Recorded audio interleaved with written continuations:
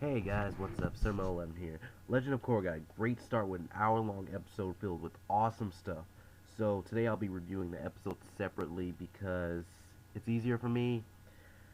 So it's time to just jump right in. The story is 6 months later. The council has been disbanded. There's a president now. So Tenzin basically can do whatever he wants. He can hang out with his family. He's not really that busy now.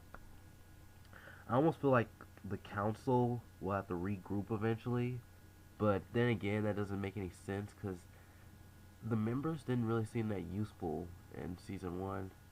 I don't know why. I just thought about them being attacked with that electric glove. That was a weird scene. Like, I mean, the only really big people in the council were Tarlock and Tenzin, so yeah. Um, so these random characters get attacked by spirits, and judging by episodes 1 and 2, I don't think the spirits can be killed. I don't know if that was already pre-established, but the way we see people fight the spirits, it doesn't seem like the spirits can be hurt or injured, or maybe they're just really strong, and eventually the characters will be able to defeat them. Um, we get an update on Team Avatar. It's basically how the story really starts out. Bolin is still doing pro bending. If you like follow me on Twitter, I'm not sure if I said this in my Legend of Korra review. I did an episode review, which was terrible. It was 30 minutes long. I did not know what I was doing, but I'm not sure if I mentioned this or not.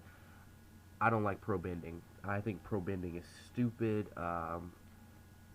The way they tried to make a sport, it was really boring. I think they did half of a season on that. That was really boring. Um, Felt like a waste of time. And for a show like this, I feel like it wasn't violent enough. Um, I don't know. I feel like comparing this with anime, and I'm not too sure if this is considered an anime or a cartoon, but I would have preferred like a tournament, a fighting tournament with the elements that's better than the pro bending. But I don't know if that would be too violent for Nickelodeon or not. Not too sure on that. Uh, So basically, his team sucks now. Since Mako and Korra are doing different things. Mako is now a police officer, and he's pretty good at one-liners.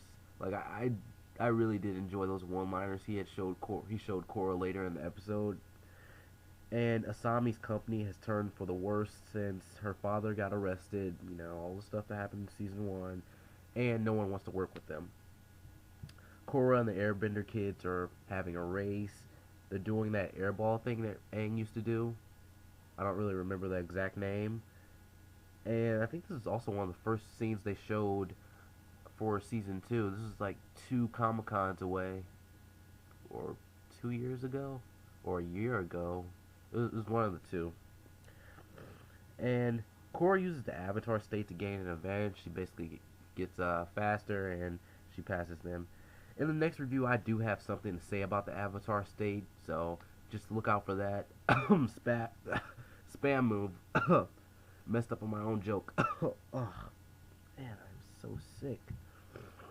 But basically, the relationship between Korra and Tenzin is fading away. Korra really wants to be independent. She hasn't really finished with her airbending training, but she thinks that she's done with it. Tenzin has a trip planned to go to each air temple, which should help with her training somehow. I don't know, but I think I'll was that might be in the second episode. I'll talk about that whenever it comes up. And there's an event that Korra tells the Airbender kids about. It's in the Southern Water Tribe where she's from. It's the Glacier's Spirit Festival. And Aang's other child was also shown in this episode, Kaya. We don't know much about her, but it seems she appears to be childish just like Boomy. Also, Aang and Katara must have had their kids early because their kids look old. Uh, and I think it's kind of weird how Tenzin looks like an airbender, Boomy looks like a firebender, and Kaya looks like a waterbender, but I think Boomy and Kaya aren't benders at all. And I also had this theory, like, well, not really a theory. I just had a cool idea. Like, if the Avatar had kids, wouldn't it be cool if they could come from each element? But it appears that it can only come from the Avatars, their main element and their partner's main element. Well, their partner's element, because there can only be one Avatar. Uh, that would be another cool plot point, like someone else, someone who's like the Avatar but who's not the Avatar. And Korra's uncle, I really need to learn the names, but I don't know his name yet. He seems kind of evil. I hope they really aren't doing this plot point again, but it seems similar to season one with the whole situation between Tarlok and Amon. There's a person enlisting the help of Korra. They seem somewhat suspicious, and they have an ulterior.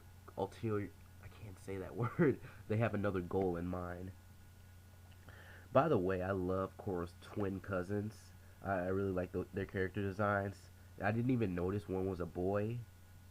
They're exploring more anime-like elements, I think, with this season.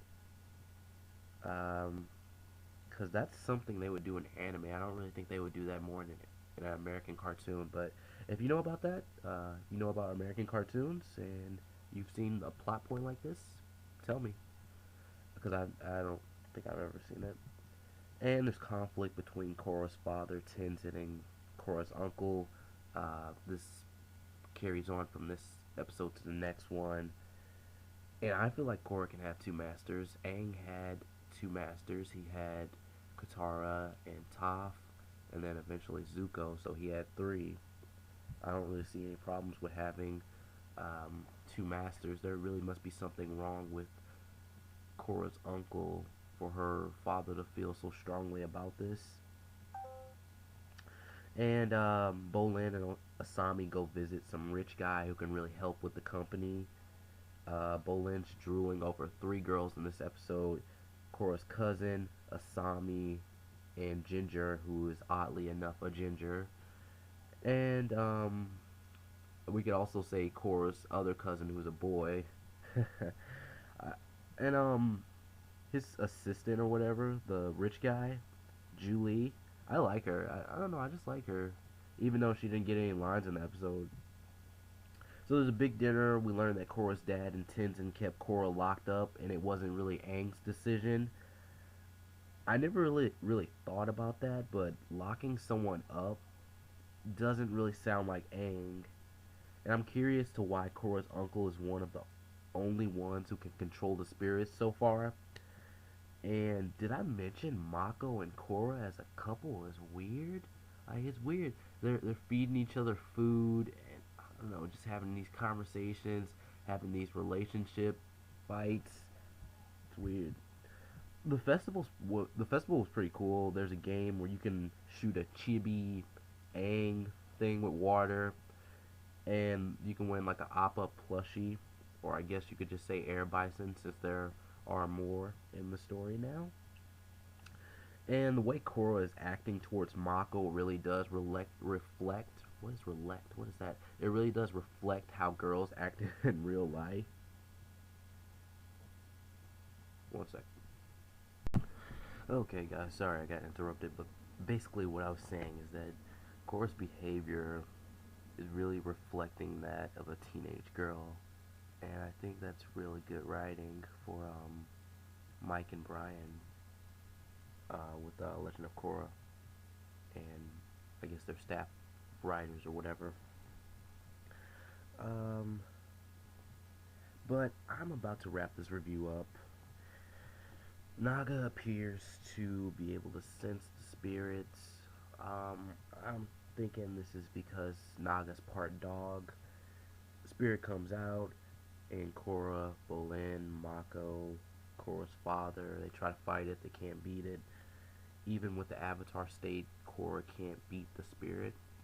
And I think part of the reason is because of how fast the spirit is.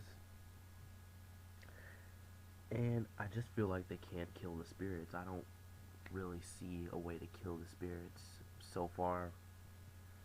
But then Korra's uncle comes in, and he takes care of it. I would like to call it like spirit bending, but has that been taken yet? So yeah, I want to say spirit bending. I might start using that. So he starts spirit bending it, and it just walks away, and then slowly disappears. But I guess the biggest point of the first episode is that Korra and Tenzin break up due to how useless he was against the spirit, how useless her father was. You know, you're trying to push all these values on your daughter or your student, but you can't really back them up. So yeah. Uh, so Tenzin and his family are gonna make the trip, the journey to the air temples without Korra. And this was a pretty good episode to start off the new season, but the second one's even better. And this time around, we got some new characters who I do like very much. And thank you for watching, and I'll see you guys in the next review. If you enjoyed this review, be sure to check out some of my previous videos, or follow me on Twitter, or like me on Facebook. I'm Summer11, and this has been my review of Legend of Korra Episode 1, Rebel Spirits. See you guys later. Peace.